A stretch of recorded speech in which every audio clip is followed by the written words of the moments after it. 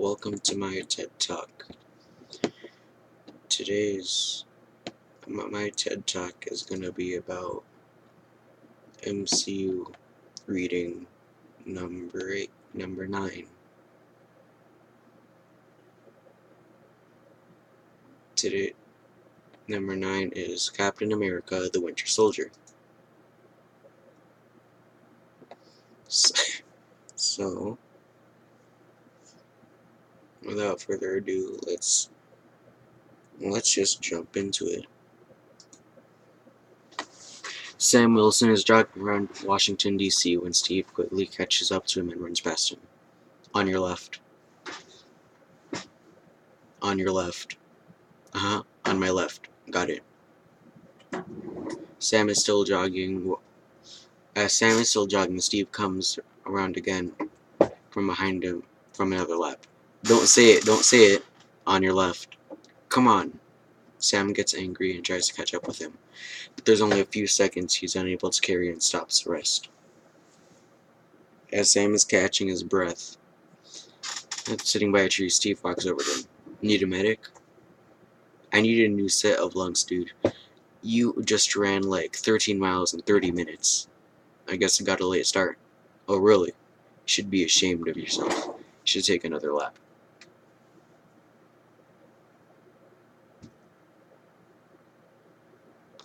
He hesitates for a moment before saying it sarcastically. Do you just take it? I assume you just took it. But you with 58 pararescue. And now I'm working down at the VA. Sam Wilson. Steve Rogers. I kind of put that together. Must have freaked you out coming home after the whole defrosting thing. It takes some getting used to. It's good to meet you, Sam. As Steve turns to leave. It's your bed, right? What's that? Your bed. It's too soft. When I was walking over there, I sleep on the ground and use rock for pillows like a caveman. Now I'm home lying in my bed and it's like lying on a marshmallow. I feel like I'm gonna sink right into the floor. Sam smiles and nods his head. How long? 2 tours. You must miss the good old days, huh? Well, things aren't so bad. Food's a lot better. We used to boil everything. No, polio's good. Internet, so helpful. I've been reading a lot trying to catch up. Marvin Gaye. 1972. Trouble Man soundtrack. Everything you missed jammed into one album. I'll put it on the list. Steve gets his small notebook and pen out.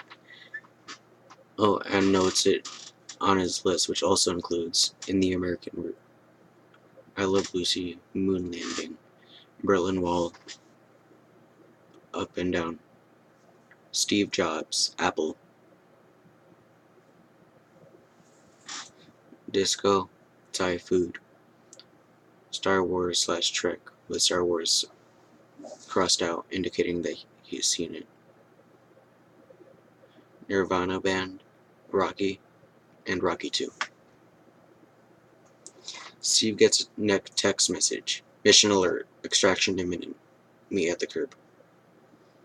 Alright, Sam. Duty calls. Thanks for the run. If that's what you want to call running. They shake hands. Oh, that's how it is. Oh, that's how it is. Sam Wilson laughs. Okay, anytime you want to stop at the VA and make me look awesome from the girl in the front desk, just let me know. I'll keep it in mind. Okay. Just then, Natasha pulls up her car and rolls down the window. Hey fellas, either one of you know where the Smithsonian is? I'm here to pick up a fossil. That's hilarious. How are you doing? Hey. Can't run everywhere. No, you can't.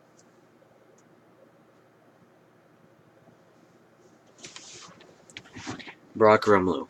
The target is a mobile satellite launch platform. The the Lemurian star. They were setting up their last payload when the pirates took them. 93 minutes ago. Any demands? $1.5 billion. Why so steep? Because it's shields.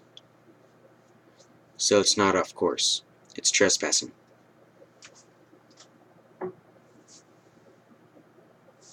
I'm sure they have a good reason.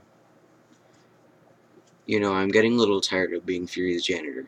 Relax, it's not that complicated. How many pirates? 25. Top mercs, led by this guy. Drawers of Bedrock. Shows him a picture of Bedrock in the monitor. Brock. EXDGSE.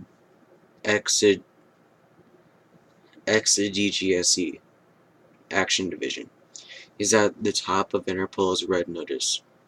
Before the French demobilized him, he had 36 kill missions. This guy's got a rep for maximum casualties. Hostages? Mostly techs. One officer, Jasper Sitwell. He pulls up Sitwell's photo on the monitor. They're in the galley. What's Sitwell doing on a launch ship? Right, I'm gonna sweep the deck and find Bedrock. Now you kill the engines and wait for instructions. From low, you sweep aft.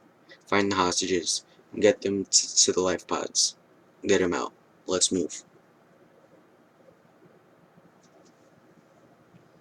Strike. You're at the cap. You're up.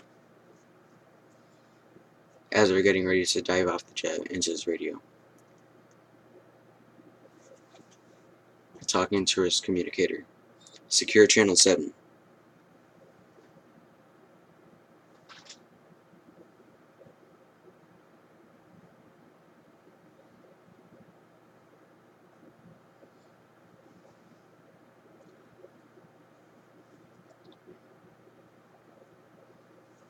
Natasha Romanoff. 7 secure. You doing anything fun Saturday night? Well, all the guys from my barbershop quartet are dead, so no, not really. Coming up by the drop zone cap. You know, if you ask Kristen out, well, from statistics, she'd probably say yes. That's why I don't ask. Too shy or too scared? Too busy. Steve jumps out the jet. Was he wearing a parachute? No. No, he wasn't. After jumping out the jet, Steve dives into the ocean and then climbs onto the ship. Then he beats everyone on the deck swiftly, before anyone else raises the alarm when he's interrupted by one of the pirates pointing his gun at him.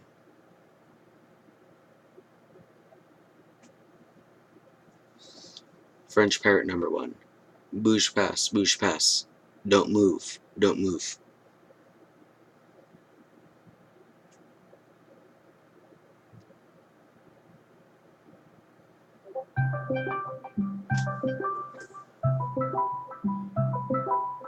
Why does it have to be like when this guy calls me, it's when I'm recording a video?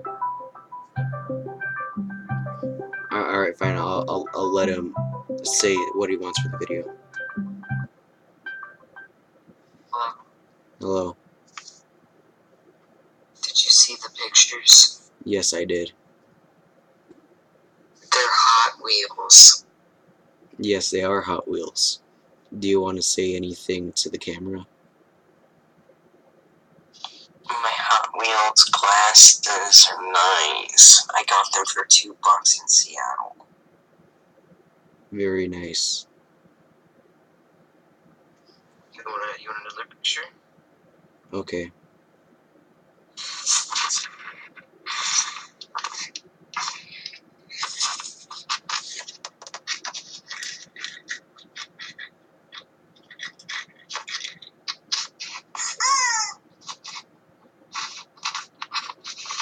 What was that? Put my Hot Wheels glasses on. What was what? What was that sound? I heard like a rubber. My dog. Oh, you have a dog? Is he a good dog? Yeah. Second.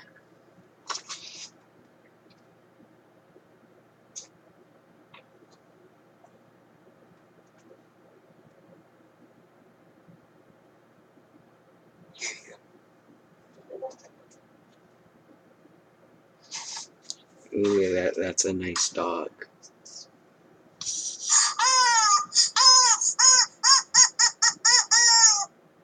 See how this is.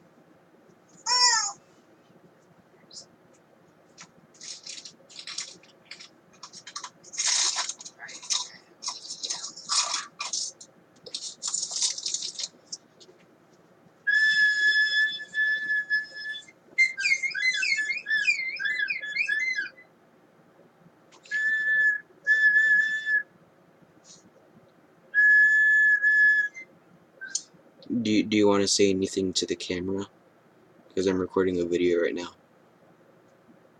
What's the video? I'm reading the script for Captain America. Yeah.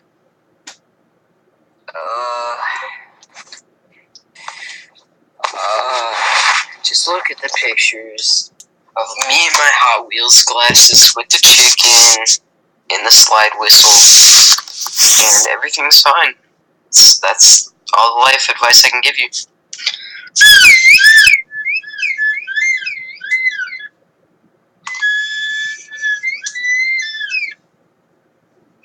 Alright. There's also grilled cheeses in my backpack that I forgot yesterday. You want them? Sure.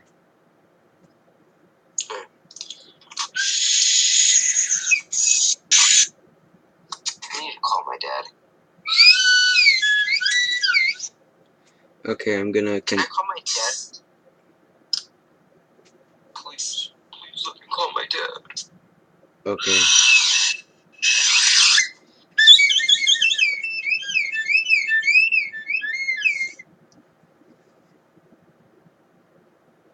Okay, well,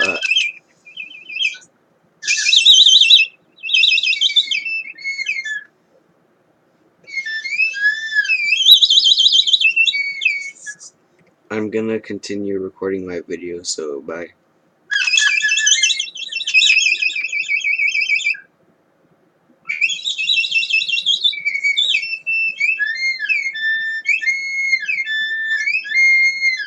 Okay, bye. Yeah, that's what he sounds like. He's shot dead by Romulo as he parachutes down onto the deck behind Steve. Thanks. Yeah, you seem pretty helpless without me. Natasha and another agent parachute down onto the deck to join them. What about the nurse that lives across the hall from you? She seems kind of nice. Secure the engine room, then find me a date. I'm multitasking. Below deck we see pirates holding the ship's crew, including Sitwell, hostage.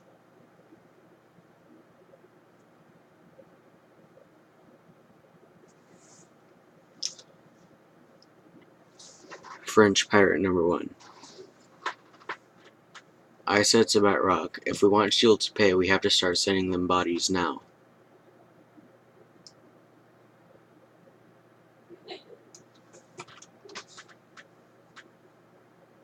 To the hostages. I have a bullet for someone.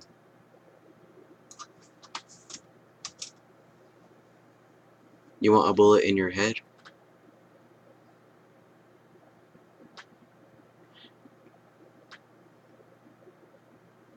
He kicks the hostage's leg.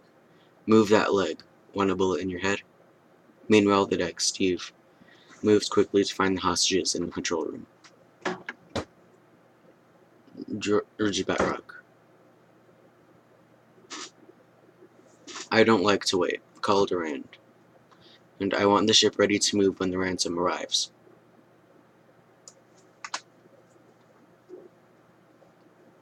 Yes, Batrock.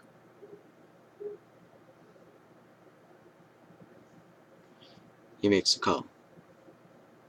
Durand, start the engine. Okay.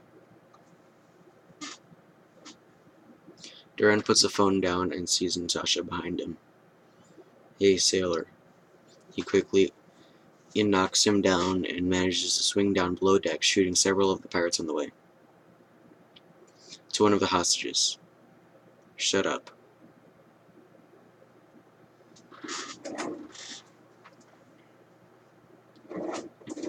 What is it? Want to be a hero? Looks at the hostages, keeps her heads down. Well, I've waited long enough. He goes over to the locked door and bangs on it to get attention of the pirate guarding outside.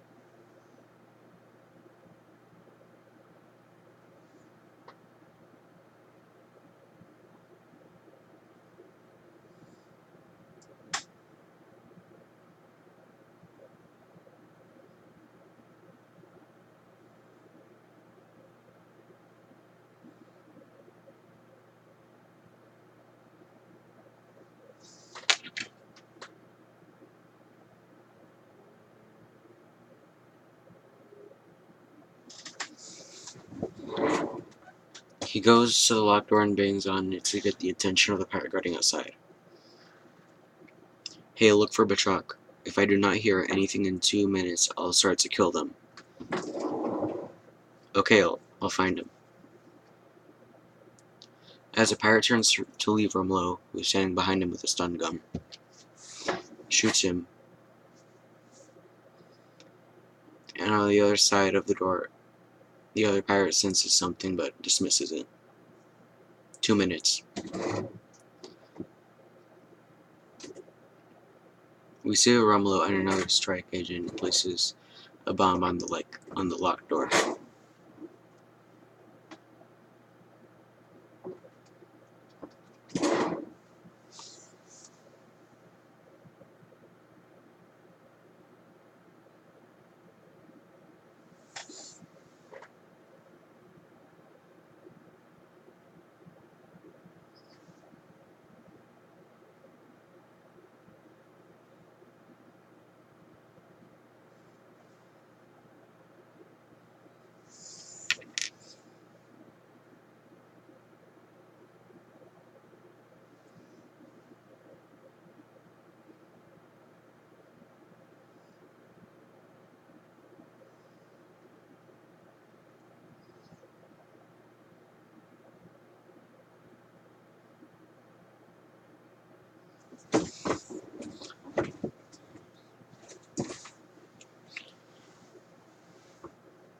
Radio sounds from Shield. Batroc. Steve watches them from the deck. We see another strike agent getting in position. Targets acquired. Strike in position. Natasha, what's your status? Status. Natasha. Hang on. Engine room secure. Time's up. Who wants to die first? Hey, you. Take the girl. On my mark. 3, 2, 1. The strike team starts shooting at the pirates. Blow open the door and Romolo quickly kills the head pirate. I told you, Shield doesn't negotiate. Back in the control room, one of Batroc's men tries to get hold of the pirate below deck. Hello, Batroc. The line is dead. I lost contact with them. Just then, Steve smashes through the window using his shield, but Batroc manages to escape. To Steve as he goes looking for Batroc. Hostages en route to extraction. Romanoff missed the Raven dew point. Cap. Hostiles are still in play.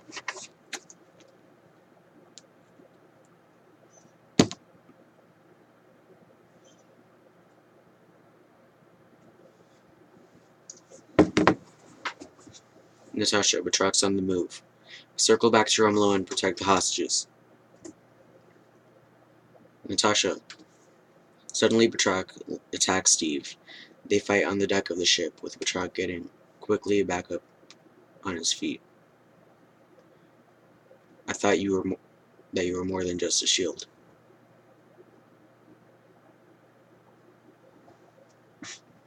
Let's see. They start fighting again. Steve managed to finally knock Machak down by smashing into one of the rooms where Natasha is downloading something for the computer. Well, this is awkward. What are you doing? Backing up the hard drive. It's a good habit to get into. Romulo needed your help. What the hell are you doing here? You're saving S.H.I.E.L.D. intel. Whatever I can get my hands on. Our mission is to rescue hostages. No, that's your mission. She finishes backing up and pulls the flash drive out. And you've done it beautifully. Natasha goes to leave as Steve grabs her arm. You jeopardized this whole operation. I think that's overstating things. Suddenly, Bachak rises and throws a grenade at the two as she runs off. Steve detects the bomb with his shield, grabs Natasha, and jumps through a window before it explodes. Okay, that one's on me. You're damn right. Steve gets up and leaves the acre.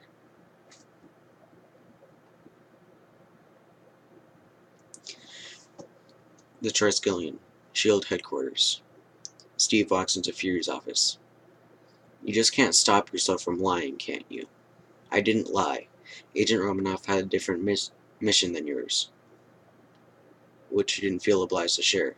I'm not obliged to anything. Those hostages could have died, Nick.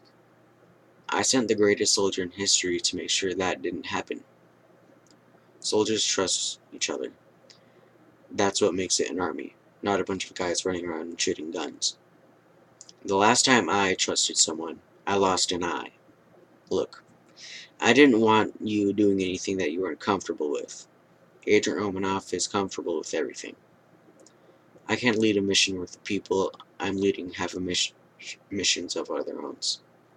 It's called compartmentalization. Nobody spills the secrets because nobody knows them all. Except you. You're wrong about me. I do share. I'm nice like that. Fury steps into an elevator with Steve following behind him. Insight Bay. Captain Rogers does not have clearance for Project Insight. Director override. Fury. Nicholas J. Confirmed. You know, they used to play music. Yeah. My grandfather operated one of those things for 40 years. My granddad worked in a nice building. He got good tips. He'd walk home every night. Roll of ones stuffed in his lunch bag. He'd say hi. People would say hi back. Time went on. Neighborhood got rougher. He said hi. They'd say, keep on stepping. Granddad got her grip in that lunch bag a little tighter. Did you ever get mugged? Every week, some punk would say, what's in the bag? What do you do? He'd show him. A bunch of crumpled ones and a loaded .22 Magnum. Fury smiles. Granddad loved people, but he didn't trust them very much.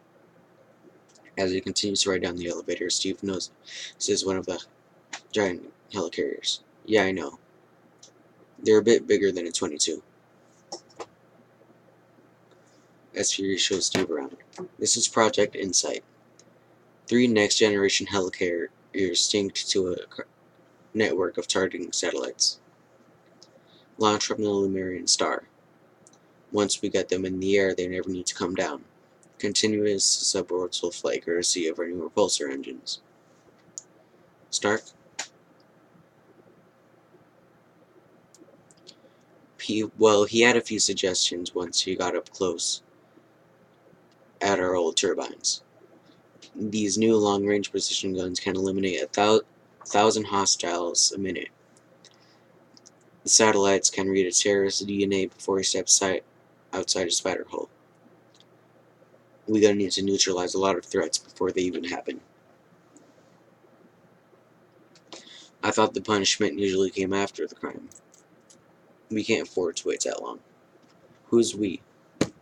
After New York, I convinced the World Security Council we needed a quantum surge in threat analysis. For once, we're way ahead of the curve, by holding a gun at everyone on Earth and calling it protection. You know, I read those SSR files. Greatest Generation, you guys did some nasty stuff. Yeah, we compromised.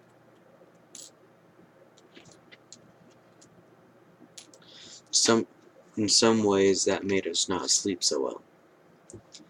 But we did so the people could be free. This isn't freedom. This is fear. S.H.I.E.L.D. takes the world as it is, not as we'd like it to be. It's getting damn near past time for you to get with that program, Cap. Don't hold your breath. Steve turns and walks off. Steve takes off on his motorcycle. The Smithsonian Museum. There is an exhibit dedicated to Captain America. A symbol to the nation. A hero to the world. The story of Captain America's is one of honor, bravery, and sacrifice. Steve, keeping his face hidden under a baseball hat, walks over to the exhibition. Welcome to the Smithsonian. Visitor information booths are available on the second level. Denied enlistment due to poor health. Steve Rogers was chosen for a program unique in the annals of American warfare, one that could transform him into the world's first super soldier. A boy recognized him. Steve puts his finger against his mouth to indicate the boy to keep quiet, and the boy nods. Steve then watches an old footage of himself. In this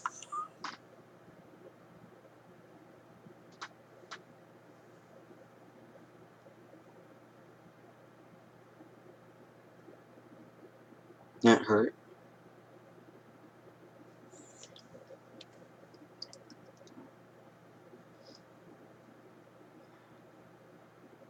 In this rare footage, everyone's favorite warrior, Captain America. Steve goes to a display where all the mannequins with the costumes of Steve Holt's commando squad. Battle tested. Captain America and his Howling Commandos quickly earned their stripes. Their mission? Taking down Hydra, the Nazi rogue science division.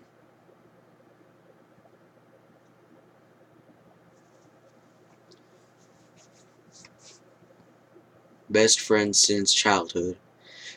Bucky Barnes and Stephen Rogers were inseparable both on schoolyard and battlefield. Barnes is the only Howling Commando to give his life in service of his country.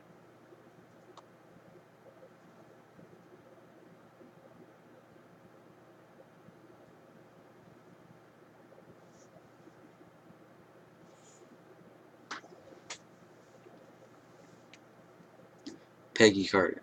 Steve watches an older-looking Peggy Carter being interviewed. That was a difficult winter. The blizzard had trapped off our battalion behind the German line. Steve, Captain Rogers, has fought his way through a Hydra blockade that had pinned our allies down for months. He saved over 1,000 men, including the man who would become my husband. As it turned out, even after he died, Steve was still changing my life. Steve looks at the photo of Peggy he left in his old compass. Steve visits Peggy, who is now lying sick in bed.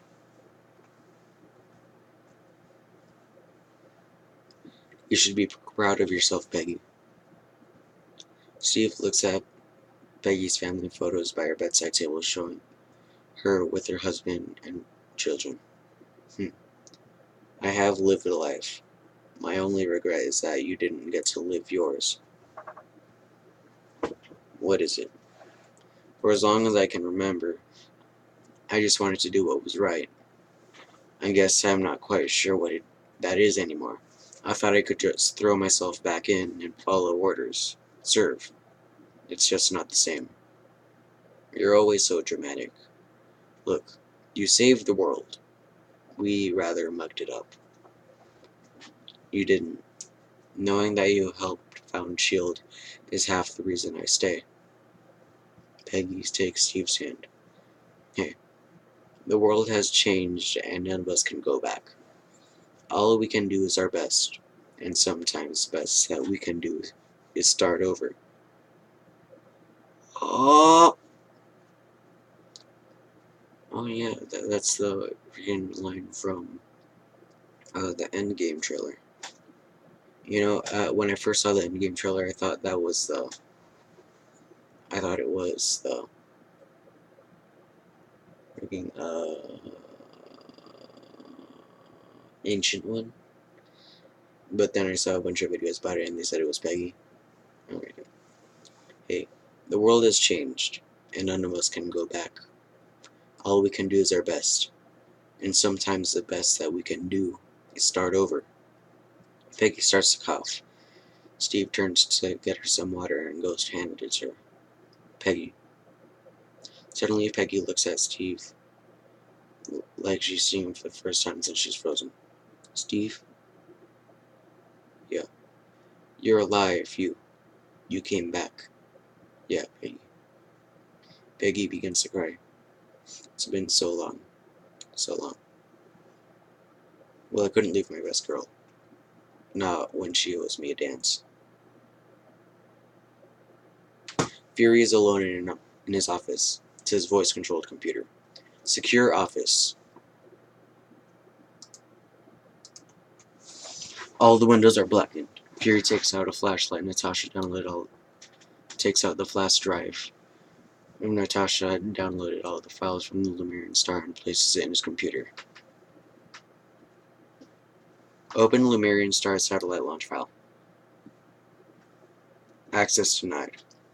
Run decryption. Decryption failed. Director override. Fury Nicholas J. Override denied. All files sealed. On whose authority? Fury Nicholas J. Fury looks confused and worried. Nick Fury. World Security Council. Confirmed.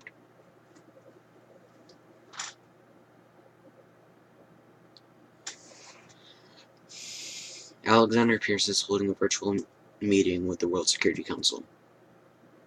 If Nick Fury thinks he can get his costumed thugs and strike commandos up to mop up his mess,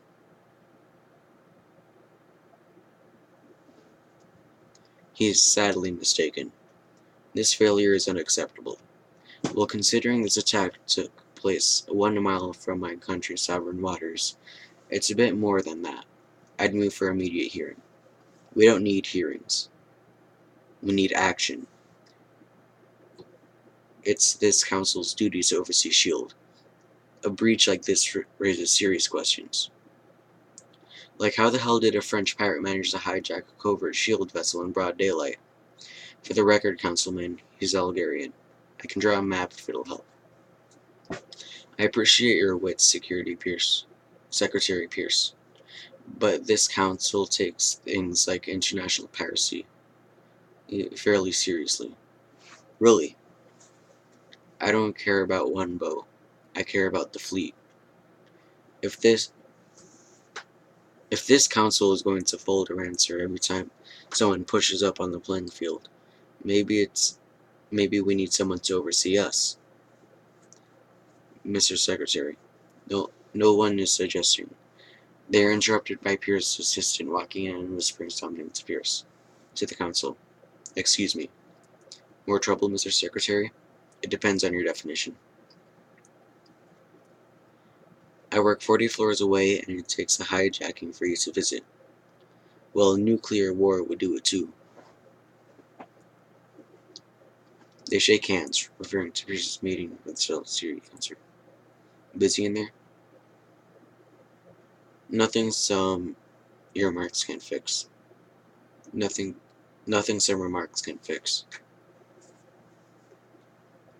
I am here to ask a favor.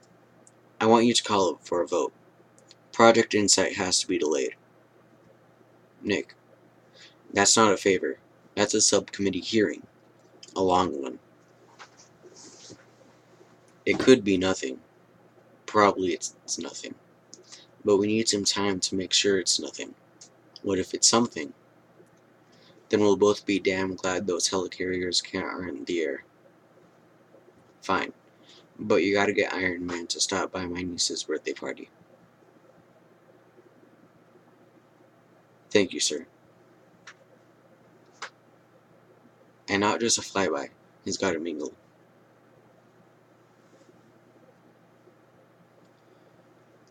Steve goes to a PSD group meeting where Sam is counseling other veterans. Female war veteran. I think the thing is, it's getting worse. A cop pulled me over last week. He thought I was drunk. I swerved to miss a plastic bag. I thought it was an IED. Some stuff you leave here, other stuff you bring back. It's our job to figure out how to carry it. It's going to be in a big suitcase or in a little man purse. It's going to be up to you. After the meeting ends, Steve waits for Sam as he finishes saying goodbye to the veterans. I'll see you next week. Yeah. Look who it is, the running man. Caught the last few minutes. It's pretty intense. Yeah, brother, we all got the same problems. Guilt, regret. You lose someone? My wingman, Riley. Flying a night mission. Standard PJ rescue op. Nothing we hadn't done 1,000 times before. Till RPG knocked Riley's dumbass out of the sky. Nothing I can do. It's just like I was up there to watch. I'm sorry. After that, I had a really hard time finding reasons for being over there, you know? But you're happy now, back in the world. Hey, the number of people giving me orders is down to about 0. So, hell yeah. You thinking about getting out? No, I don't know. To be honest, I don't know what I'd do with myself if I did. Ultimate fighting? Steve laughs. It's just a great idea off the top of my head. But seriously, you could do whatever you want to do. What makes you happy? I don't know. As Fury drives through the city, he instructs his computer to make a call. Fury's car. Activating communications encryption protocol. Open secure line 0405. Confirmed. This is Hill. I need you here in DC, deep shadow conditions. Give me 4 hours. You have 3. Over. Fury starts at a red traffic light. He looks over to the next room and sees 2 police officers in the car look at him with suspicion. Want to see my lease? The policemen quickly sound their police horn before they start to drive off. Fury goes to drive off. Suddenly, another police car smashes into his car. His car is then surrounded by several other police cars crashing into him. Inside his car, Fury is injured. Fracture detected. Recommend anesthetic injection. As Fury is giving himself an injection, the SWAT team truck pulls up. DC Metro Police Dispatch shows no units in this area. Fury is surrounded by the police and the SWAT team. Quickly realize they're all disguised mercenaries. Just car computer. Get me out of here. The mercenaries suddenly start shooting at Fury's car. Propulsion systems offline. Then reboot, damn it. The armor on Fury's vehicle starts to become weaker. The mercenaries bring out a battering ram to break in. Warning. Window integrity compromised. You think? How long is propulsion? Calculating.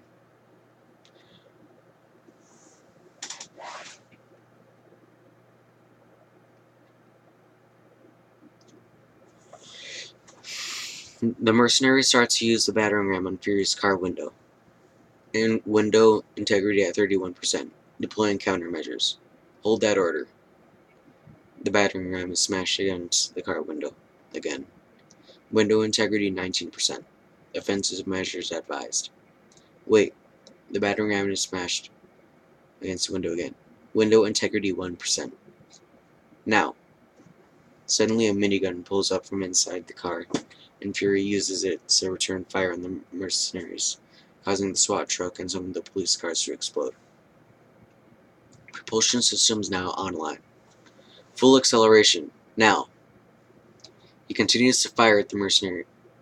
Fury's car automatically backs up and drives off. Initiate vertical takeoff. Flight systems damaged. Activate guidance cameras. Fury goes over to the driver's seat. Give me the wheel. Fury takes over driving his car as the mercenaries chase after him in police cars. Get me Agent Hill. Communications are already damaged. Well, what's not damaged? Air conditioning is fully operational. The police cars continue to chase Fury as he weaves through cars on the road. Traffic ahead. Give me an alternate route.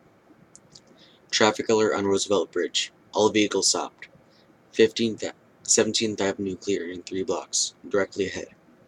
As Fury heads into the traffic, he smashes into some cars, causing a pileup which stops the police cars. The mercenaries get out and start shooting at Fury's car. Fury manages to kill 2 of the mercenaries by running them down before getting past the traffic, but the remaining mercenaries continue to chase after him and manage to sandwich Fury's vehicle between them. Warning: approaching the intersection. As they approach the intersection, Fury manages to shake off the 2 police cars, killing off the mercenaries. Get me off the grid. Calculating route to secure location. Fury sees a mysterious figure emerge ahead, which suddenly shoots a bomb that attaches itself to Fury's vehicle, causing it to explode and flip over. Trapped inside his car, Fury watches as the figure walks over to the car, but he manages to escape just in time by using a laser weapon to burn a hole out.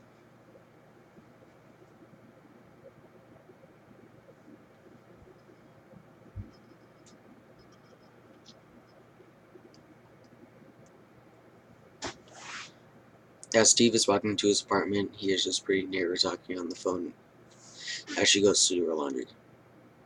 That's so sweet. That's so nice. Hey, I gotta go though. Okay, bye. Turning to Steve. My aunt, she's kind of an insomniac. Steve smiles at her. Yeah. Hey, if you want, you're welcome to use my machine. It might be cheaper than one in the basement. Oh yeah, what's it cost? A cup of coffee? Thank you, but I already have a load downstairs, and you really don't want my scrubs in your machine. I just finished orientation in infectious diseases board, so well, I'll keep my distance. Well, hopefully not too far. Steve nods and goes into his apartment. Oh, and I think you left your stereo on. Alright, thank you. Yeah. Steve watches her go down the stairs, before turning his suspicion to his door. Steve hears music as he cautiously enters his apartment through the window. He grabs his shield for protection, and he finds Fury sitting on his couch in the dark. I don't remember giving you a key. You really think I'd need one? My wife kicked me out. I didn't know you were married. A lot of things you don't know about me. I know, Nick. That's the problem. As Steve turns on the light, he notices Fury's injuries for the first time, but Fury indicates for him to be silent. Turns off the light and writes something on his phone and shows it to Steve. Ears everywhere. I'm sorry I have to do this, but I had no place else to crash. He writes another text and shows it to Steve. Shield compromised. Who else knows about your wife? You and me. Just my friends.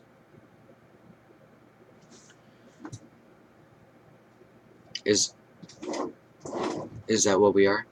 That's up to you. Suddenly, Fury is shot 3 times from through the wall and collapses. Steve looks out the window for the shooter. Then he quickly drags Fury into the next room, before Fury hands him the flash drive. Don't trust anyone. Fury passes out. Steve hears someone breaking into his apartment and hears his neighbor calling out to him. Captain Rogers?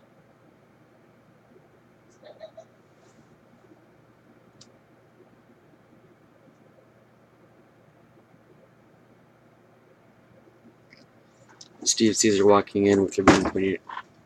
Captain, I'm Agent 13 of S.H.I.E.L.D. Special Service. Kate? I'm assigned to protect you.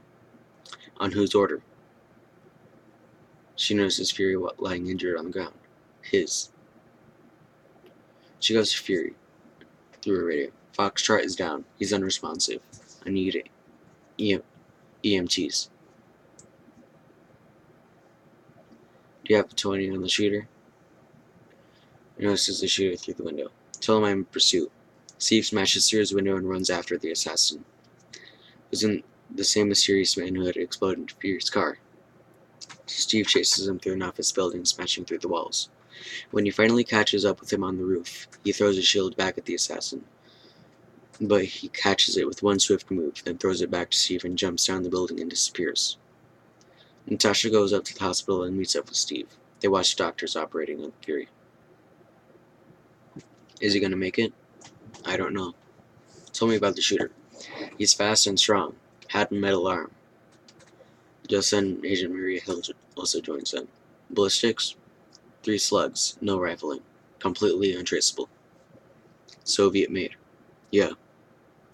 Suddenly they watch in shock as Fury's state deteriorates. He's in VTAC. Crash cart coming in. Nurse, help me with the drape. BP is dropping. Defibrillator. Steve, Natasha, and Hill watch in shock as Fury is flatlining.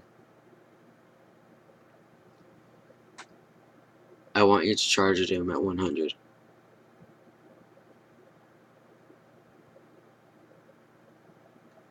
Don't do this to me, Nick. Stand back. 3, 2, 1. Clear. Fury is given a shock with the defibrillator. Pulse? No pulse. No pulse.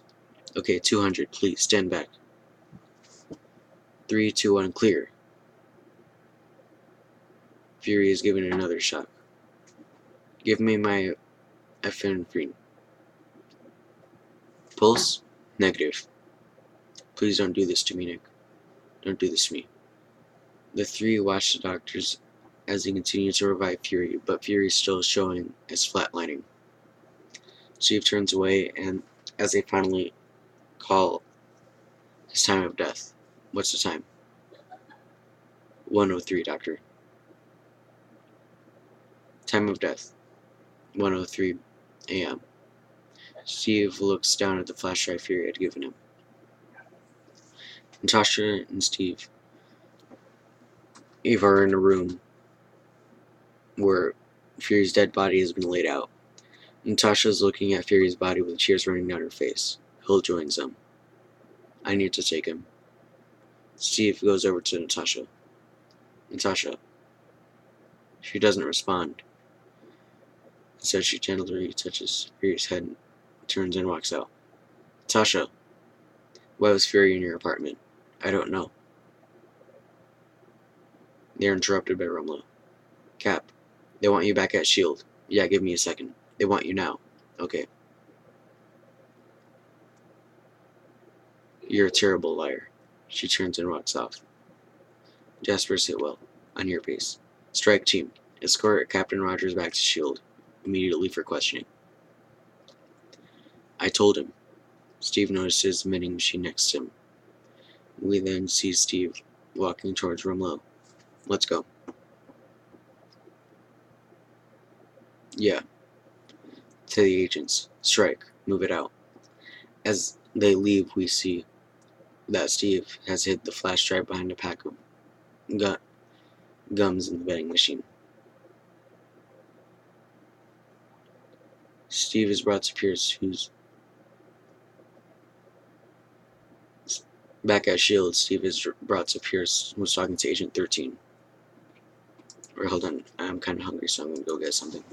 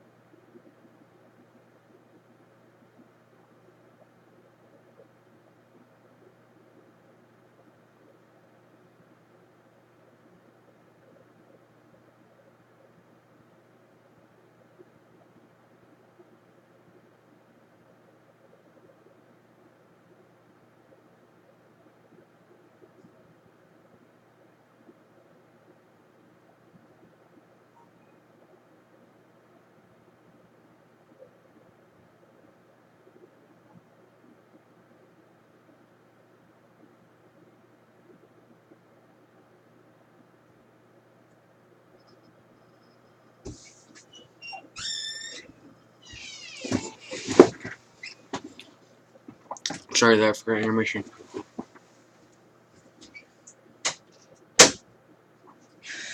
What was it, 2 minutes? I was a bit hungry. Half a slice.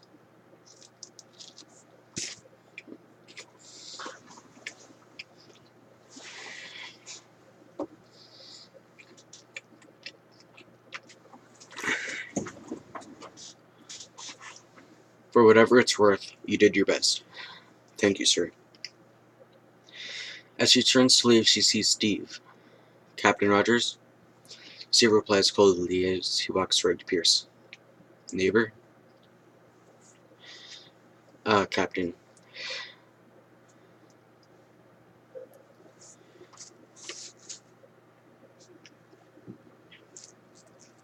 I'm Alexander Pierce. Sir, it's an honor.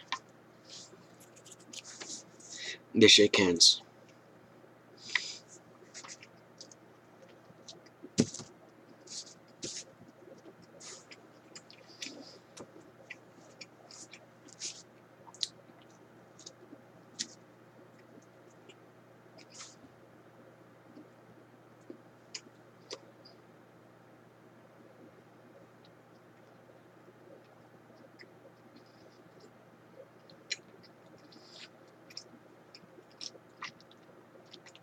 The honor is mine, Captain. My father served in the 101st. Come in. They enter Pierce's office, where he shows Steve an old photo of Fury with Pierce. That photo was taken 5 years after Nick and I met. When I was at the State Department in Bogota, ELN rebels took the embassy, and security got me out. But the rebels took hostages. Nick was deputy chief for the SHIELD station there, and he comes to me with a plan. He wants to storm out the building through the sewers. I said, no, we'll negotiate. Turned out the ELN didn't negotiate. So they put out a kill order. They stormed the basement. And what did they find? They find it empty. Nick had ignored my direct order and carried out an unauthorized military operation on foreign soil. He saved the lives of a dozen political officers, including my daughter. So you gave him a promotion. I've never had any cause to regret it, Captain. Why was Nick in your apartment last night? I don't know. You know it was bugged. I did, because Nick told me.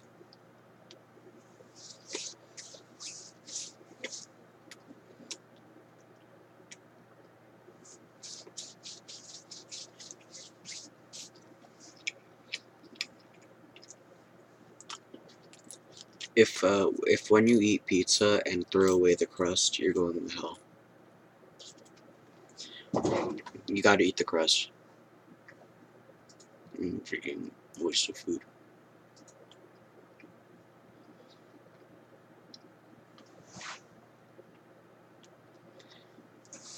Did he tell you he was the one who bugged it? Steve doesn't reply, obviously not knowing this information. I want to see something. He brings up footage of Batroc being interrogated. Who hired you, Batroc? Is that live? Yeah. They picked him up last night in a not-so-safe house in Algiers.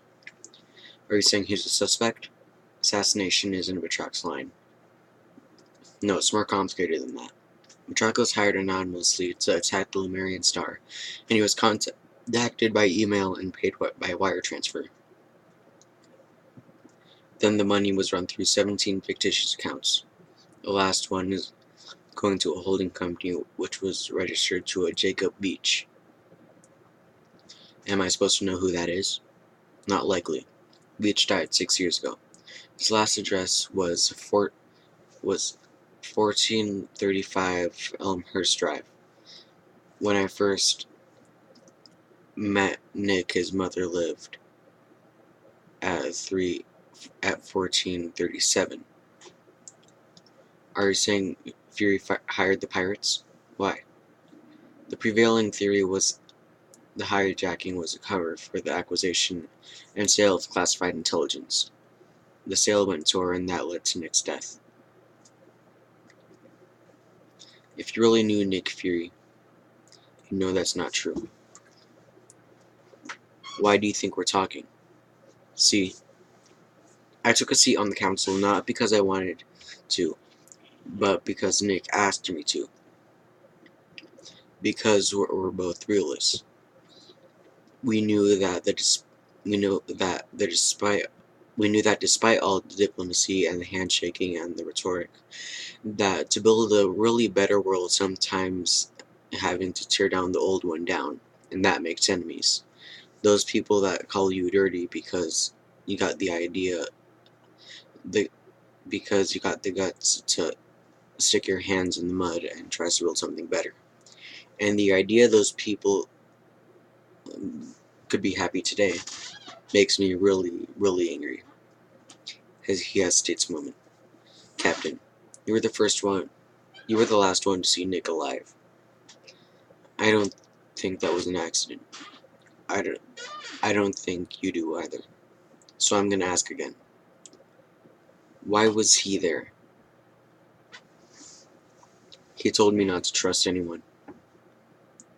I wonder if that included him. Steve pauses a moment for a reply. I'm sorry. Those were his last words. Excuse me. Steve picks up his shield, places it on his back, and starts to make his out of the office. Captain, somebody murdered my friend and I'm gonna find out why. If anyone gets in my way, they're gonna regret it. Anyone. Understood. Steve turns and leaves. After he leaves Pierce's office, he steps into the elevator. Operations control. Confirmed. Just as the elevator doors are about to close, Rumlow steps in with 2 strike agents. Keep all strike personnel on the site. Understood. Yes, sir. Forensics. Confirmed. Cap? Rumlow? Evidence response team found some fibers on the roof they want us to see.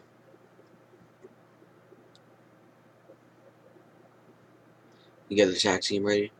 No. Let's wait and see what it is first. Right. Steve notices one of the agents touching his weapon suspiciously. The elevator stops at one more shield and strike agents enter. What's the status so far? Administration's level. Confirmed. Excuse me. I'm sorry about what happened with Fury. Messed up what happened to him. Thank you. Feeling something's off, Steve looks at the agents in the elevator and notices one of them is sweating.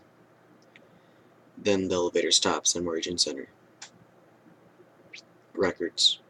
Confirmed. The elevator is closed. Steve realizes he's been surrounded by agents. Before we get started, does anyone want to get out? There's a moment's pause before suddenly one of the agents turns and uses an electric rod to give Steve a shock. The others grab him and try to strap his wrists with magnetic cuffs.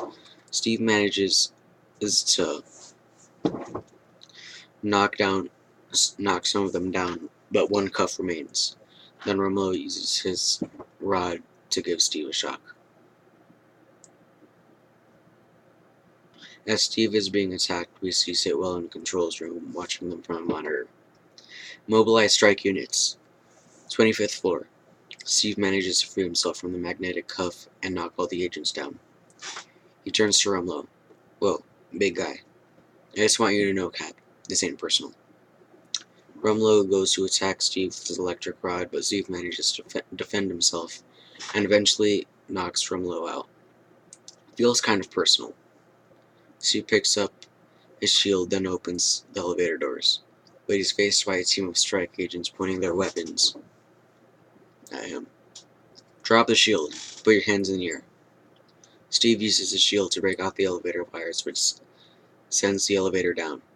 As he forces the doors open, he sees more strike agents approaching him.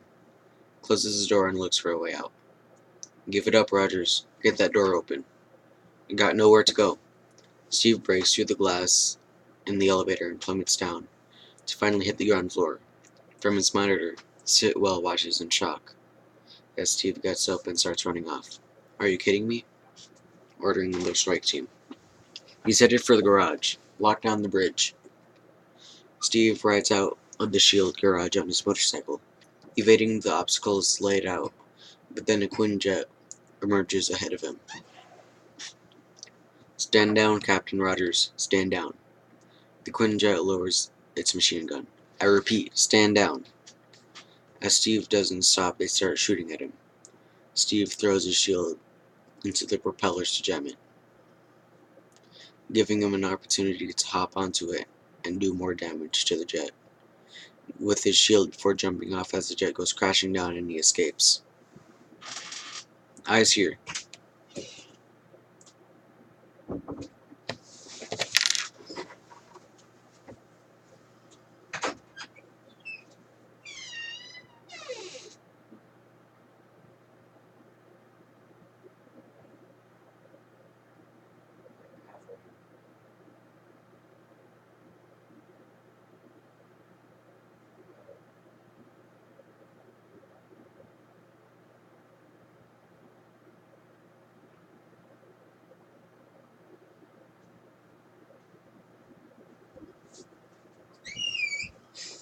Alright, so, I am 29 out of 64, just a little bit below halfway.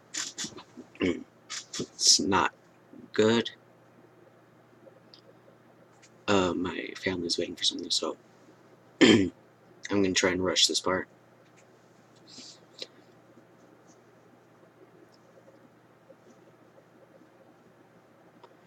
Eyes here.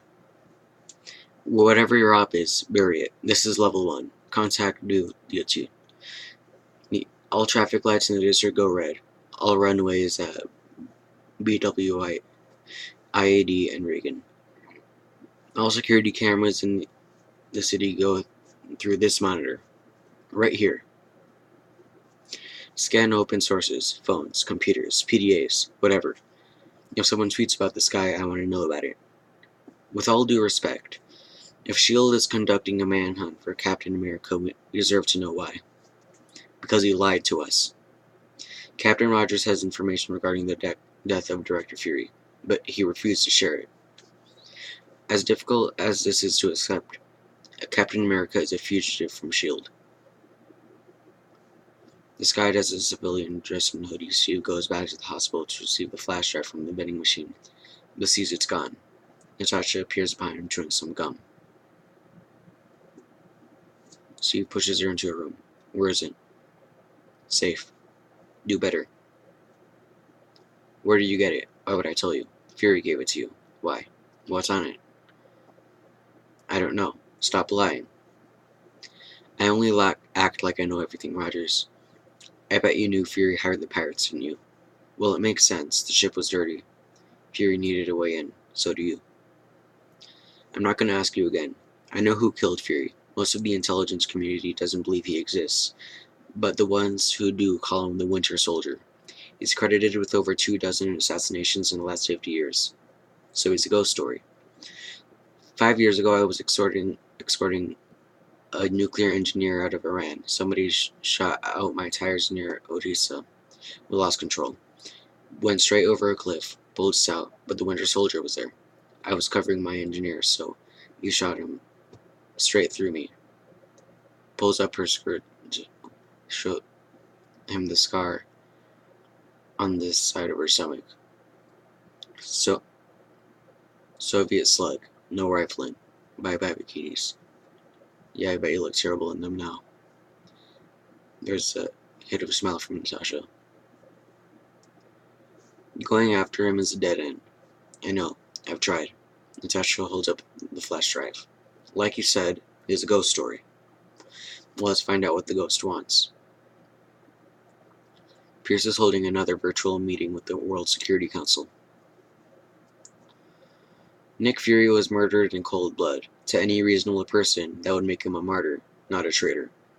You know what makes him a traitor? Hiring a mercenary to hijack his own ship. Nick Fury used your friendship to coerce the Council into delaying Project Insight, a project he knew would expose his own illegal operations. At best, he lied to you. At worst. Are you calling for my resignation? Resignation? I've got a pen and paper right now. I've got a pen and paper right here. That discussion can be tabled for a later time. But you do want to have a discussion. We've already had it, Mr. Secretary. This council moves to immediately reactivate Project Insight. If you want to say something snappy, now would be a good time. Steve and Natasha go to the mall disguised as a civilian couple. The first rule of going on the run is don't run, walk. If I run in these shoes, you're going to fall off. They go to a Mac store to use one of their computers. This drive has a level 6 homing program. So as soon as we boot up S.H.I.E.L.D., we'll know exactly where we are. How much time do we have? About 9 minutes from. She pops a flash, driving to a MacBook Pro. Now, we see several S.H.I.E.L.D. vehicles heading their way. Fury was right about that ship. Somebody's trying to hide something. This drive is protected by some sort of AI. It keeps rewriting itself to encounter my commands. Can you override it?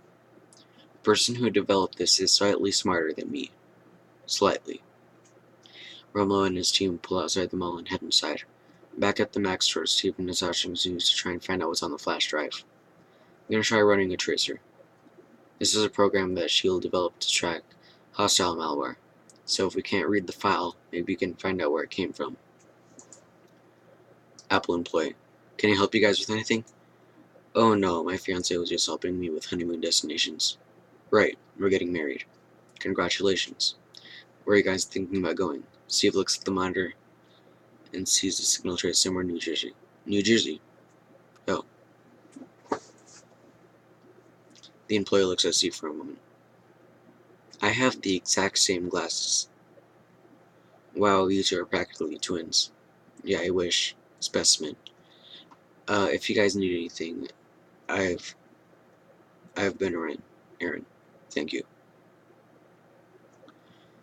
As Romulo and his team are in the mall looking for Steve and Natasha. You said 9 minutes, come on. Shh, relax. Got it.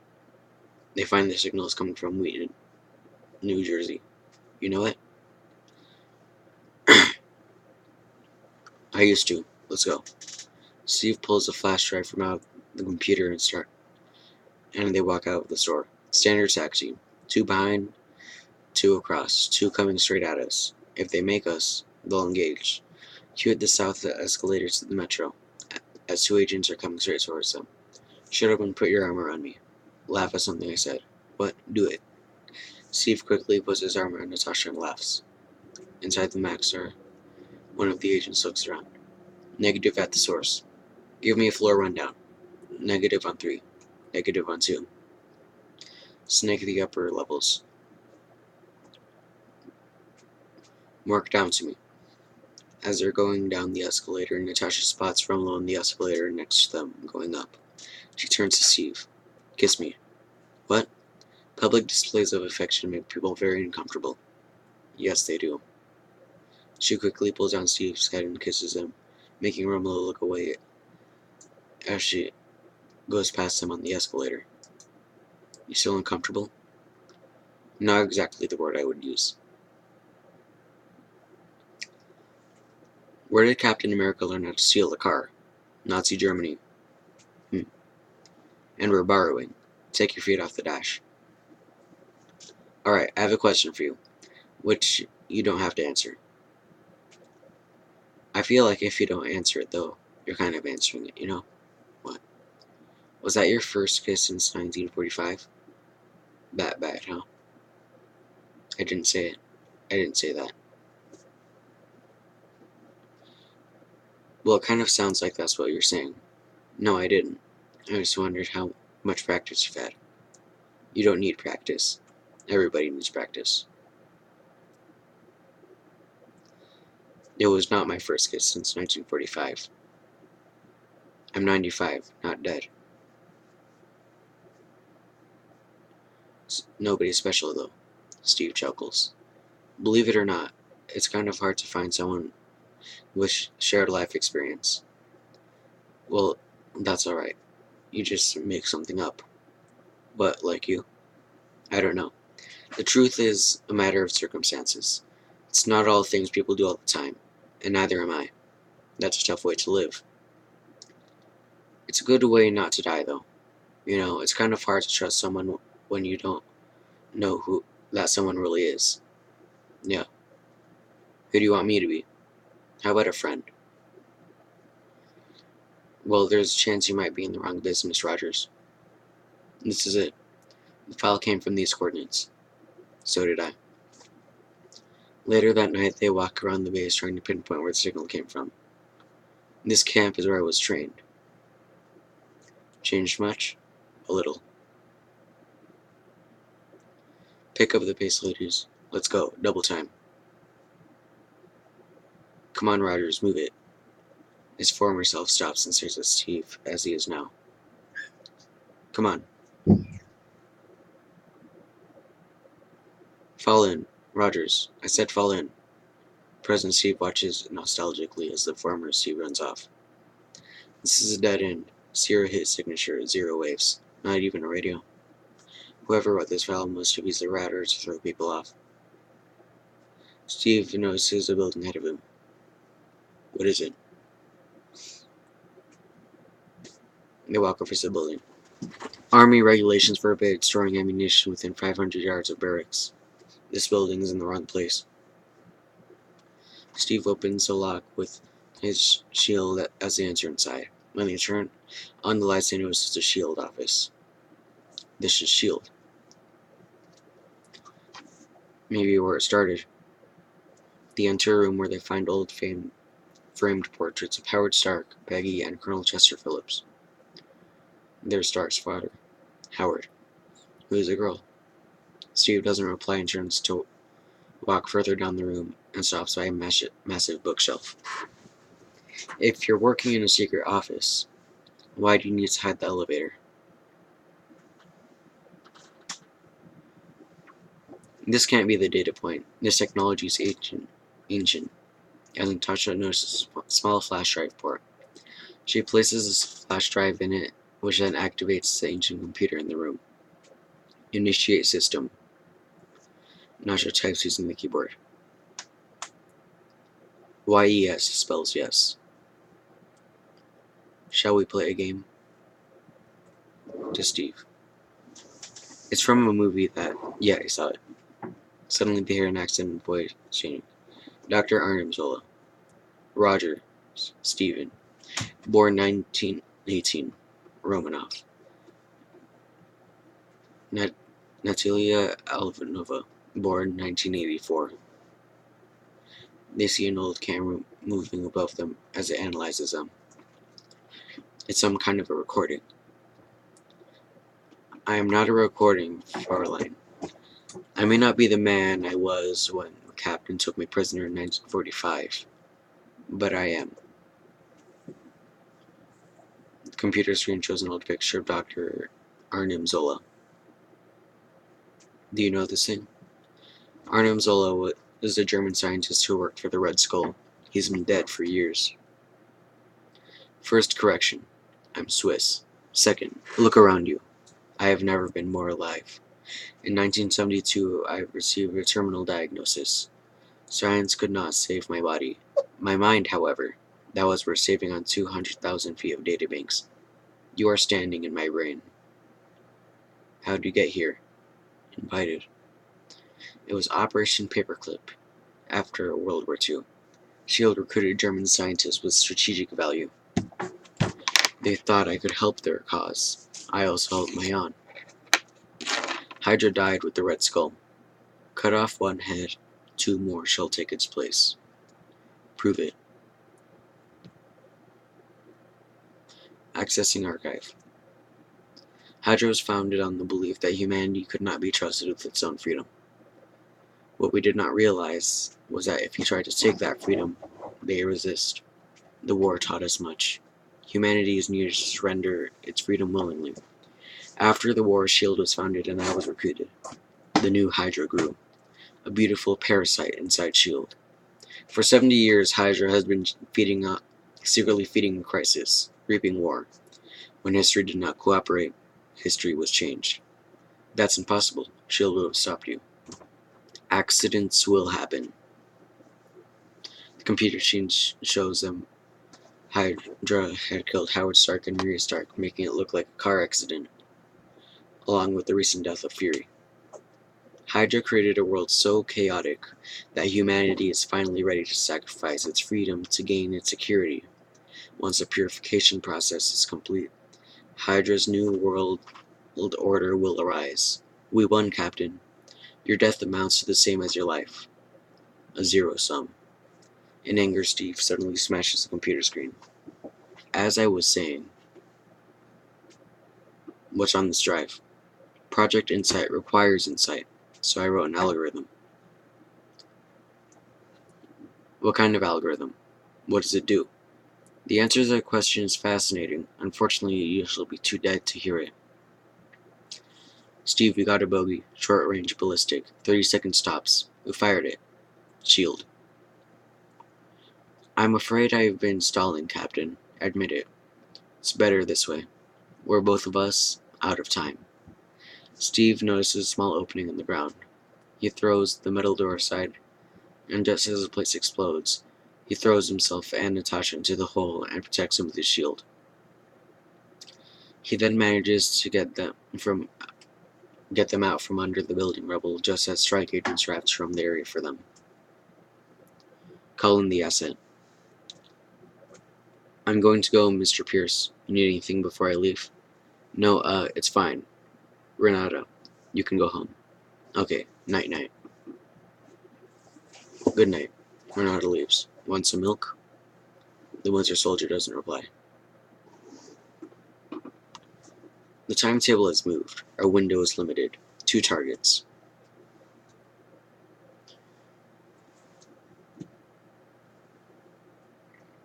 Level 6. He pours himself a glass of milk and goes to join the Winter Soldier at the table. They already cost me Zola. I want confirmed death in 10 hours. Just then, Renata interrupts him as she enters the kitchen. I'm sorry, Mr. Pierce. I forgot my phone. She notices the Winter Soldier. Oh, Renata. I wish you would have knocked. Pierce picks up a gun from the table and shoots and kills her.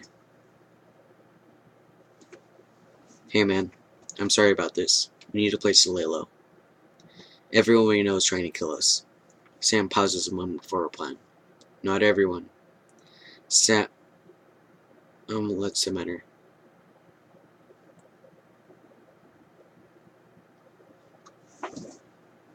Steve, everyone we know is trying to kill us. Not everyone. You okay? Yeah. What's going on? When I first joined S.H.I.E.L.D., I thought I was going straight, but I guess I traded in the KGB for Hydra. I thought I know whose lies I was telling, but I guess I can't tell the difference anymore. There's a chance you might be in the wrong business. Natasha smiles faintly. I owe you. It's okay. If it was the other way around, and it was down to me to save your life, and you'd be honest with me, would you trust me to do it? I would now. And I'm always honest. Well, you seem pretty chipper for someone who just found out they died for nothing. Well, I guess I'd just like to know who I'm fighting. I made breakfast. You guys eat that sort of thing. So the question is, who in S.H.I.E.L.D. could launch a domestic missile strike? Pierce. Who happens to be sitting on top of the most secure building in the world? But he's not working alone. Zola's algorithm was on the Lemurian star. So was Jasper Sitwell. So the real question is, how the 2 most wanted people in Washington kidnap a S.H.I.E.L.D. officer in broad daylight. The answer is, you don't. Sam drops the file in front of Steve. What's this? Call it a resume. Natasha picks up a photo of Sam with his pararescue team. Is this Bakalma? The Khalid Cadell mission? That was you, Steve. You didn't say he was a pararescue. Looking at the photo of Sam with his colleague. Is this Riley? Yeah. Heard they couldn't bring in the choppers because of the RPGs. What did you use? Stealth shoot? No. These. Thought you said you were a pilot. I never said pilot. Can't ask you to do this, Sam. You got out for a good reason. Dude, Captain America needs my help. There's no better reason to get back in.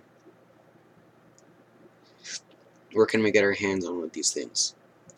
The last one's at Fort Meade, behind 3 guarded gates and a 12-inch steel wall. Steve looks at Natasha, who shrugs her shoulders. Shouldn't be a problem. Steve throws the file down on the table, and we see that it's a classified military project called Falcon. Listen, I gotta fly home tonight, because, I got some continuity problem, and, I gotta press the flash. Any constituent in particular, Mr. Senator? No, not really.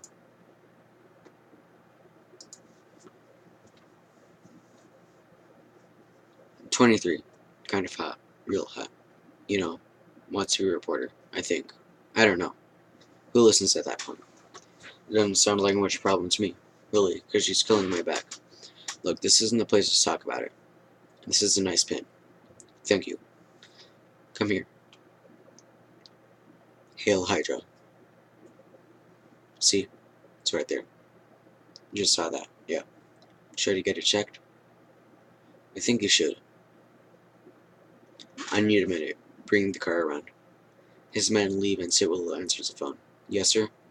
"Agent Sitwell, how was lunch?" "I hear the crab cakes here are delicious." "Who is this?"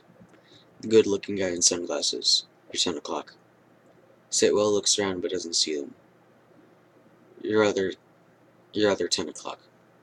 Sitwell turns the other way and sees Sam sitting a few feet away from him. "There you go. What do you want?" "You're gonna go around the corner. To your right. There's a gray car, 2 spaces down. You and I are gonna take a ride." "And why would I do that?"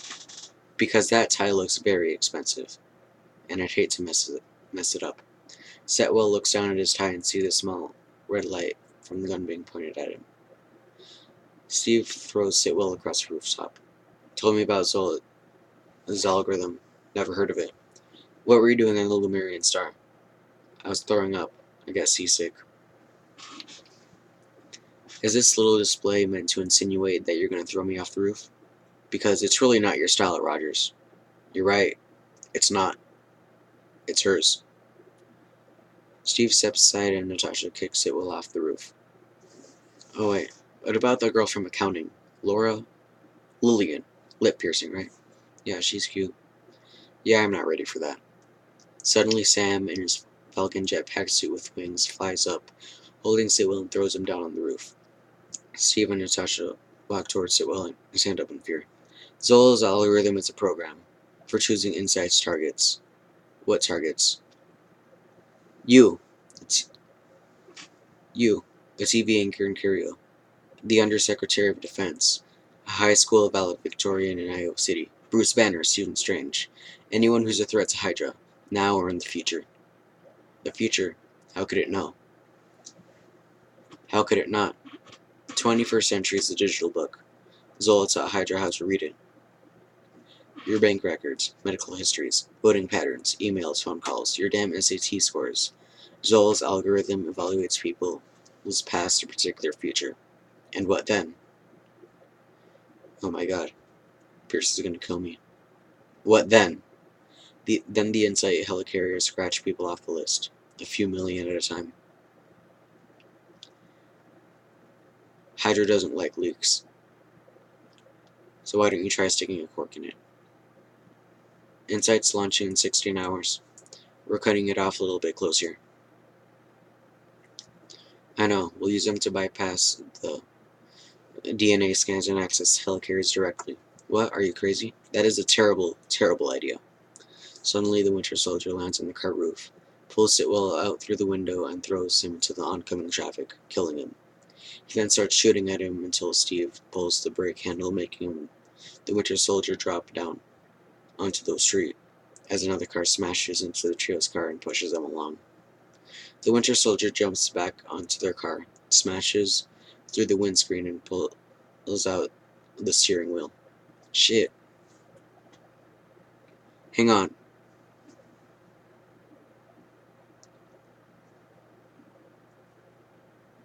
I'll take care of her. Find him. Go, I got this. Macon Elsie, 2300 block Virginia Avenue. Revenue 2 minutes. Taking fire in below expressway. Civilians threatened. Repeat, civilians threatened. He rolls a bomb towards where he thinks she's hiding. I make an Elsie, 2300 block at Virginia Avenue. Revenue 2 minutes. As the bomb explodes, Natasha jumps onto the Winter Soldier's back and tries to kill him, but he throws her off. He tries running her off as she goes after her. Stay out of the way, stay out of the way.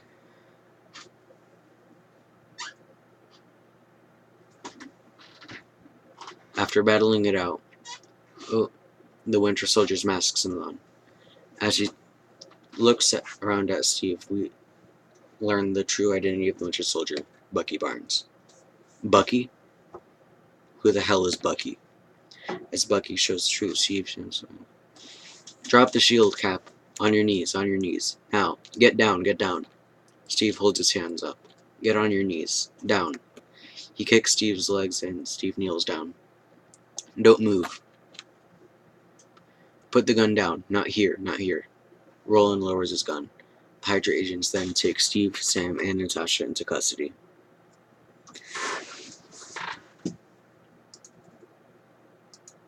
As the trio was getting sorted in a van, it was him. He looked right at me like he didn't even know me. How's it even possible? It was like 70 years ago.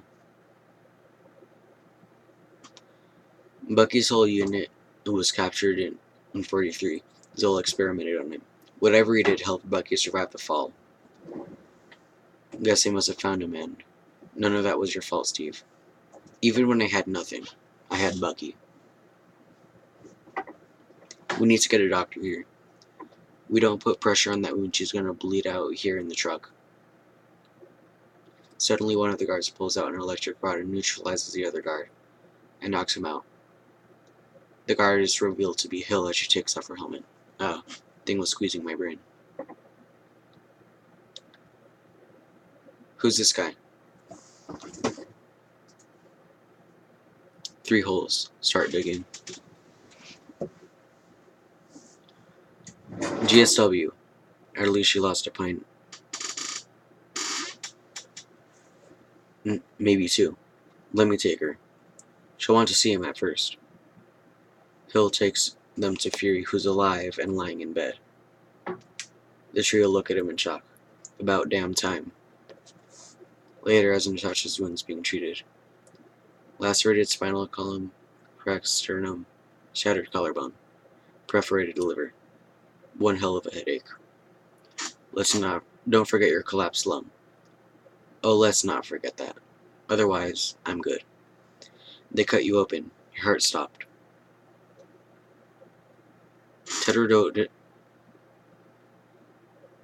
Tetrodotoxin B. Slow supposed to 1 beat a minute. Banner developed it for stress. Didn't work so great for him, but we found a use for it. Why all the secrecy? Why not just tell us? Any attempt on the director's life had to look successful. I can't kill you if you're already dead. Can't kill you if you're already dead. Besides, I wasn't sure who to trust. Sergeant Barnes. Bucky, no. The procedure has started. We see Zola and Hydra amputating his left arm and replacing it with the metal arm. You are to be the new face of Hydra. Put him in ice. Put him on ice. We see Bucky being frozen, after which he comes back to the president, and he knocks over the Hydra agent, fixing his arm. Rollins points his gun at him to stop him from attacking any further. Spears enters the bank vault Bucky is being held in. Sir, he's unstable, erratic. Mission report. Mission report, now. The man on the bridge. Who was he? Met him earlier this week on another assignment. I knew him. Your work has been a gift to mankind. You shaped the century, and I need you to do it one more time. Society is a tipping point between order and chaos. Tomorrow morning we're going to give it a push. But if you don't do your part, I can do mine. Hydra can't give the world the freedom it deserves. But I knew him. Prep him. He's been out of cryo-freeze too long. Then wipe him and start over.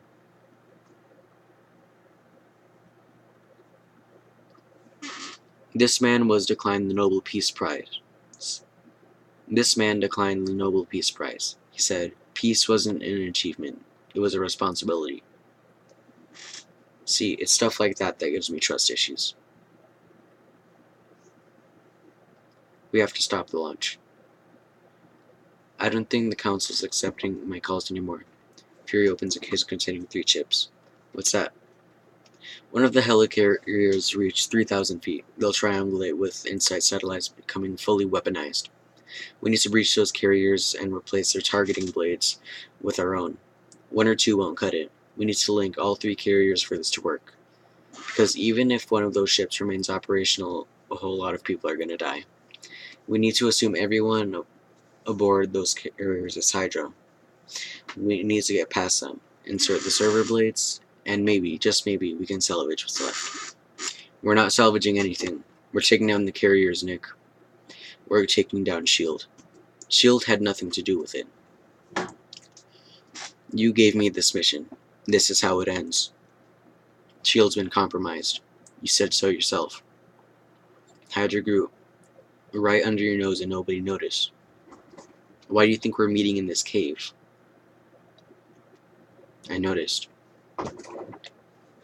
And how many paid the price before you did?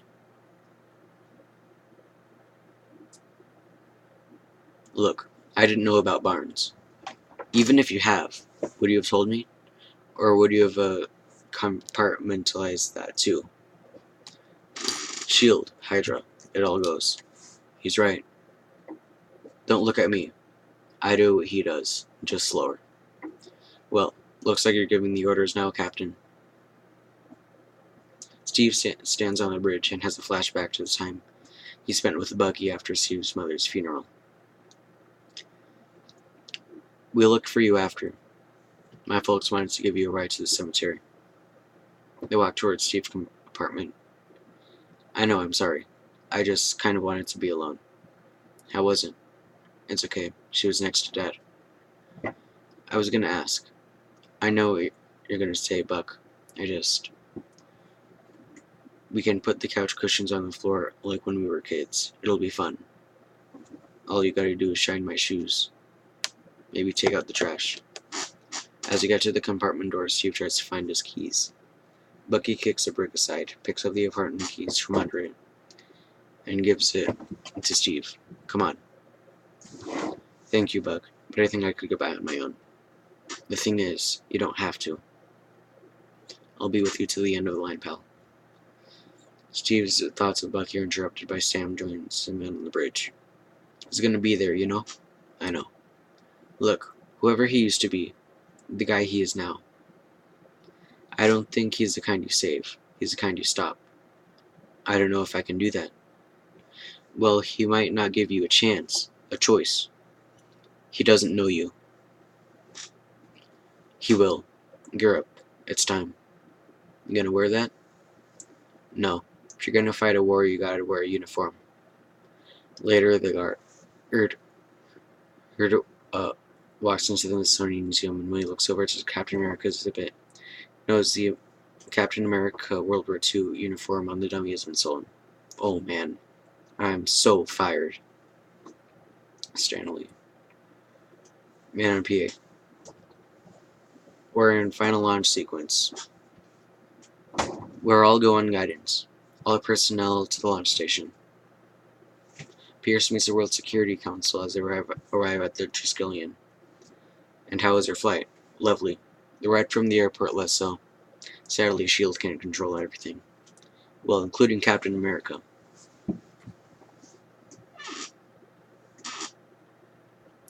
This facility is biometrically controlled, and these will give you unrestricted access. Council members each take a pin to wear. At Project Insight headquarters. I've been parking here for 2 months, but it's his spot. So where's he been? I think Afghanistan. Negative, DT-6. The pattern's full. Well, I think he could have said something. Ow. Must be the dish. I'll check it out. Triskelion Command quest we clear the area for launch. Excuse us.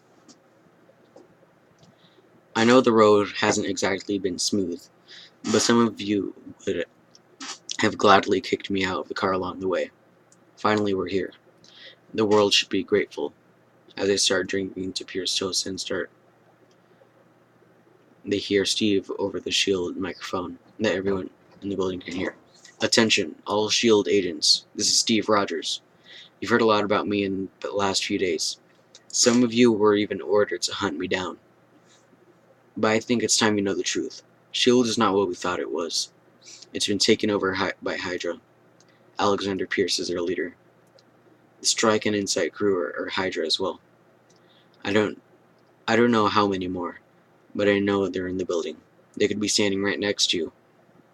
They almost have what they want. Absolute control. They shot Nick Fury, and it won't end there. You launch those helicarriers today, Hydra will be able to kill anyone that stands in their way, unless we stop them. I know I'm asking a lot, but the price of freedom is high. It's always been, and it's a price I'm willing to pay. And if I'm the only one, then so be it. But I'm willing to bet I'm not. Did you write that down first, or was it off the top of your head? You smug son of a bitch. Arrest him. I guess I've got the floor. Preempt the launch sequence. Send those ships up now. The tech hesitates visibly. Is there a problem? Is there a problem? Sorry, sir. I'm not going to launch those ships. Rumlow points a gun at the tech said. Move away from your station. Agent 13 rocks over to Rumlow, pointing her gun at him. Like you said. Suddenly, all the shield agents draw their weapons and point them at Rumlow. Captain's orders. Pick the wrong side, Agent. Depends on where you're standing. Rumlow drops his gun. But as he does, he grabs his knife and cuts Agent 13's arm, leading to shield agents firing their guns, and Mr. Bullets Rumlow manages to release the helicarriers and runs off. Shield agent. Close the bay door now. Hydra agents enter and start shooting and killing the crew and techs. As the headquarters kill, Hill watches on the monitor and the helicarriers are being initiated. They're initiating launch. Hey Cap, how do we know the good guys from the bad guys? If they're shooting at you, they're bad. If they're shooting at you, they're bad. Hey Cap, I found those bad guys you were talking about. You okay? Flying off as Hydra agents continue to shoot at him. I'm not dead yet. Let me ask you a question. What if Pakistan marched into Mumbai tomorrow? Oh, and you knew they were going to drag your daughters into a soccer stadium for execution? And you could just stop it with a flick of a switch. Wouldn't you? Wouldn't you at all? Not if it was your switch.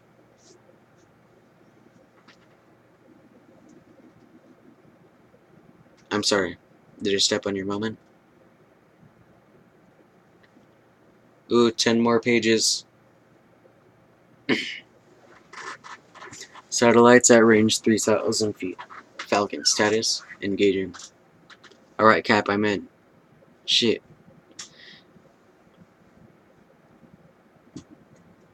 8 minutes, Cap. Working on it. What are you doing? She's disabling security protocols and dumping all the secrets onto the internet, including Hydra's. And shields. If you do this, none of your past is going to remain hidden. Natasha continues typing onto the computer. Are you sure you're ready for the world to see you as you really are? Are you? Steve Rogers. Alpha locked. Falcon. Where are you now? I had to detour. Oh yeah, I'm in. Bravo locked. Sam flies out of the carrier. 1 down, 2 to go. 9 pages left. All SHIELD pilots, scramble. We're the only air support. Captain Rogers got. Suddenly Bucky appears and starts firing at the SHIELD pilots and agents, killing them all after she gets into one of the jets and flies off. Back inside the building with Natasha, Pierce, and the council members. Disabling the encryption is an executive order. Takes 2 alpha level members. Don't worry. Company's coming. Just then a helicopter appears outside. Lands and Fury steps out to enter the building. To Pierce's surprise. Did you get my flowers? Fury looks at him coldly. I'm glad you're here, Nick. Really? Because I thought you had me killed. You know how the game works. So why make me head of S.H.I.E.L.D.? Because you are the best and most ruthless person I've ever met. I did what I did to protect people. Our enemies are your enemies, Nick. Disorder, war. It's just a matter of time before a dirty bomb goes off in Moscow or an EMP fries Chicago. Diplomacy, holding action, a band-aid. And you know where I learned all that. Bagoda. You didn't ask. You just did what had to be done. I can bring orders to the lives of 7 billion people by sacrificing 20 million. It's the next step, Nick. If you have the courage to take it. No, I have the courage not to. Fury takes Pierce to the retinal scanner with Natasha pointing her gun at him. Retinal scanner active. You don't think we wiped your clearance from the system? I know you erased my password. Probably deleted my retinal scan. But if you want to stay ahead of me, Mr. Secretary. Fury moves his eye patch to reveal his scarred dead eye. You need to keep both eyes open. Alpha level confirmed. Encryption code accepted. Ooh. Eight more pages left.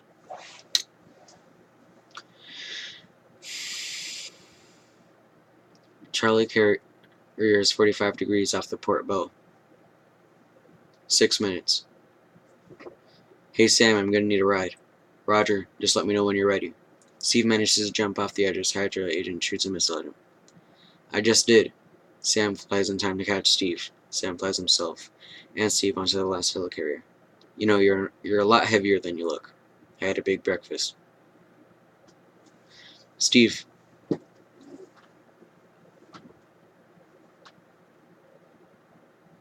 Cap, come in.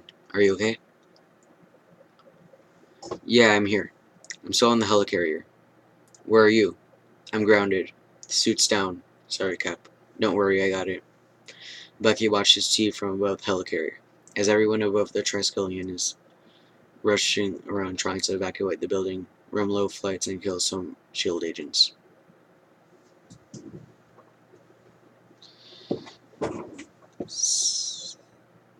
Seven more pages.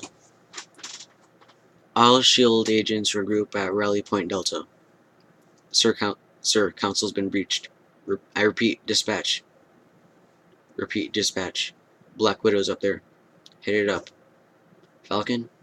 Yeah? Rumlow's headed for the Council. I'm on it. People are gonna die, Buck. I can't let that happen. Please, don't make me do this. Done. And it's trending. Just then, Pierce sets off the pins, and she gave to the council members, causing it to burn deeply into their sternum. Natasha and Fury point their guns at Pierce.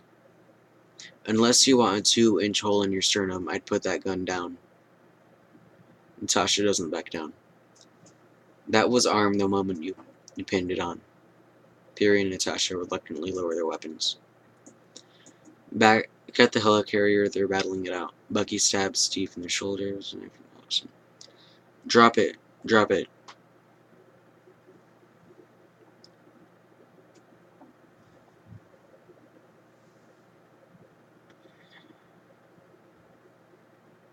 Six pages.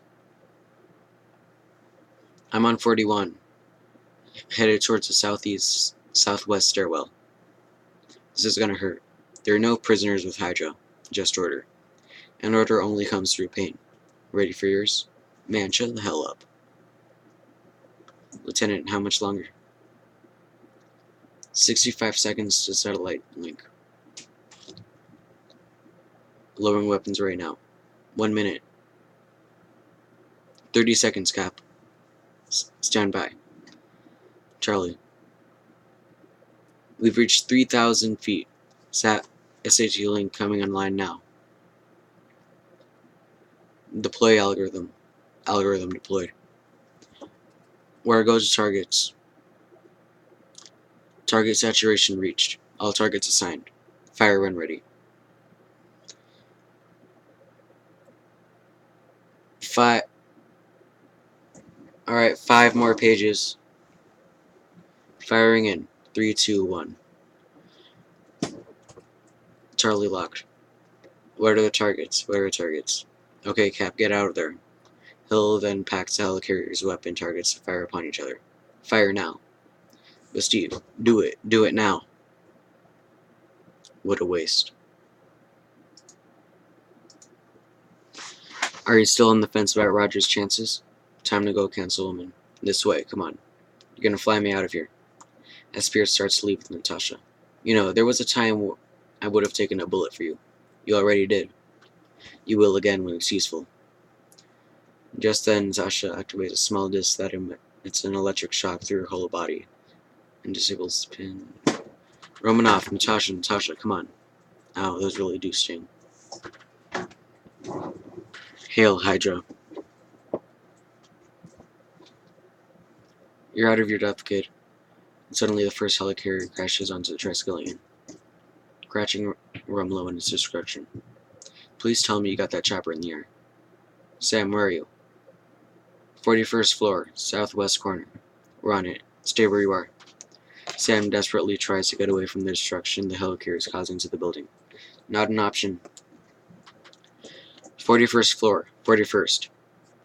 It's not like they put the floor numbers on the outside of the building. Hill, where's Steve? You know me. No, I don't. Bucky, you've known me your whole life. Your name is James Buchanan Barnes. Shut up. I'm not gonna fight you. You're my friend. You're my mission. You're my mission. Then finish it. Because I'm with you to the end of the line. Bucky looks at Steve as if he's starting to remember just then. Bottom middle here.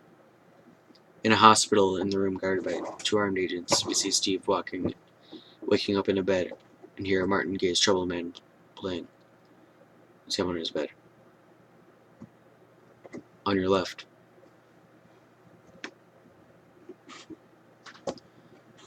Do solemnly swear to tell the truth, and the whole truth, and nothing but the truth? I do. Why haven't we heard yet from Captain Rogers? I don't know what there is left for him to say. I think the wreck in the middle of the Potomac made his point fairly eloquently. Well, he could explain how this country is expected to maintain its national security, how he and you had laid waste to our intelligence apparatus. Hydra was selling you lies, not intelligence. Many of which you seem to have had a personal hand in telling. Agent, you should know that there are some on the committee who feel, given your service record, both for this country and against it, that you belong in a penitentiary, not mouthing off Capitol Hill. You're not going to put me in a prison. You're not going to put any of us in a prison. You know why? Do enlighten us. Because you need us. Yes, the world is a vulnerable place. Yes, we helped make it that way. But we're also the ones best qualified to defend it. So if you want to arrest me, arrest me. You'll know where to find me. Nick Fury. So you experienced this sort of thing before? You get used to it. We see Fury's gravestone, which bears the epitaph, Path of the Righteous Man. Oh, is that like a Pulp Fiction reference?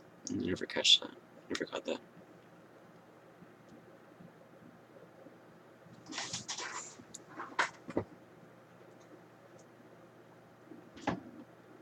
We've been data mining Hydra's files. Looks like a lot of rest didn't go down with the ship. I'm heading to Europe tonight. Wanted to ask if you'd come. There's something I gotta do first. How about you, Wilson? Could use a man with your abilities. I'm more of a soldier than a spy. Alright then. Anybody asks for me, tell them they can find me right here. You should be honored. That's about to close as he gets saying thank you. Not going with him? No. Not staying here. Blew all my covers. Gotta go figure out a new one. It might take a while. I'm counting on it. That thing you asked for. Called in a few favors from Kiev. She hands you a file titled File number 17. Will you do me a favor? Call that nurse. She's not a nurse. You're not a SHIELD agent. What's your name again? Sharon. She's nice. She kisses Steve on the cheek and turns to walk away. Be careful, Steve. You might not want to pull on that thread. Steve opens a file which is about Bucky and the information regarding his Winter Soldier's information. Sam walks over to Steve. I'm going after him? You don't have to come with me. I know. When do we start?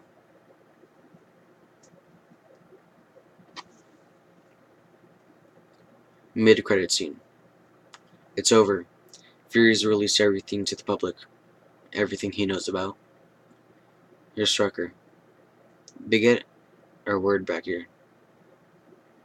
If they get a word of our work out here, they find out we serve Hydra. Hydra shield. Two sides of the coin that's no longer currency. They walk over to the corner of the lab where Loki's scepter is being kept. That what we have is worth more than any of them ever knew. We've only scratched the surface, and already, there are no other facilities doing Hydra's good work around the world. We'll feed him to Captain America and his colorful friends. Keep him up for scent. What about the volunteers? The dead will be buried so that their own ghosts won't be able to find them. And the survivors? The twins. And we see Scarlet Witch and Quicksilver. Sooner or later, they will meet the twins. It's not a world of spies anymore. Not even a world of heroes. This is the age of miracles, Doctor. There's nothing more horrifying than a miracle.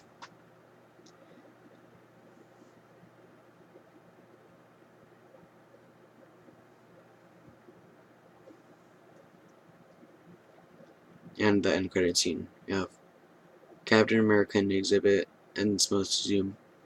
We see Bucky in civilian clothes staring pensively at the display about himself. And wooey, that I finished. That's good. So, yeah, tomorrow, I don't remember what I'm going to read. What was it like? I think it's going to be, like,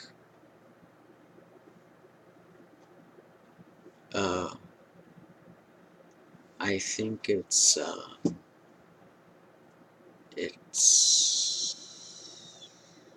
Guardians of the Galaxy, but, like, I'm not too sure, but we'll know tomorrow, so, yeah, bye.